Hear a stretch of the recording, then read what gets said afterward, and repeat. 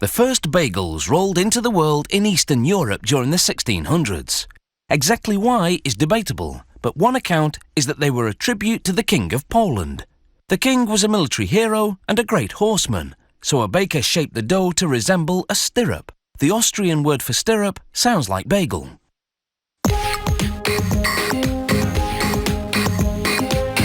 Today's bagels come in a range of flavours, from 9-grain to blueberry, from cinnamon raisin to whole wheat sesame. The first step is to blend all the ingredients in a huge mixer. These include molasses, salt, yeast, flour, sugar, malt flour, ascorbic acid and enzymes. Special flavourings may also be added at this stage. Raisins or blueberries go in when the mixing is nearly done, to avoid pulverising them. One batch of dough makes about 3,200 bagels.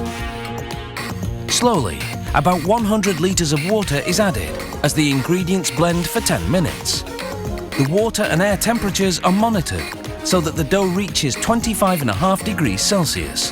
That's when the yeast activates, enabling the dough to rise later on. A thermometer is used to take the dough's temperature. Too warm and the dough will rise too quickly. Too cold and the dough won't rise enough. Large chunks of dough for raisin bagels are cut into smaller blocks. These blocks go into a machine called a divider.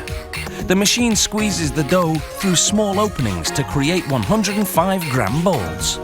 Each of these balls will become one bagel. The divider also distributes the balls into 4 single files as they emerge from the machine and move along plastic conveyor belts. They're plastic so they can be cleaned easily. Next, a machine flattens the balls into strips.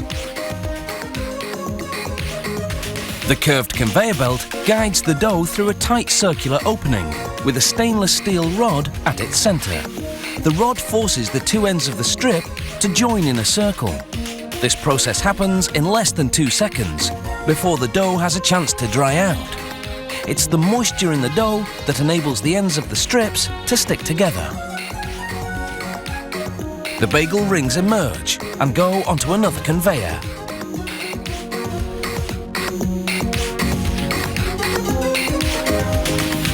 After they're placed onto ungreased trays, the bagels are put in a large room called a proofer for 90 minutes to rise. The proofer is kept at 43 degrees Celsius with 80% humidity. Next, the trays go onto a metal conveyor belt. This conveyor moves the bagels into a huge steam oven. Steam makes the bagels chewy and shiny.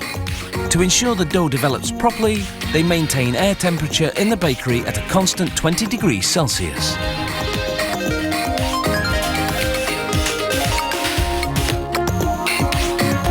After baking for exactly 13 minutes at precisely 232 degrees Celsius, the bagels come out of the steam oven.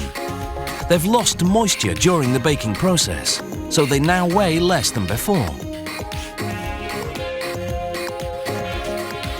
The bagels move along a winding conveyor belt that snakes through 6 floors of this 2,300 square metre bakery.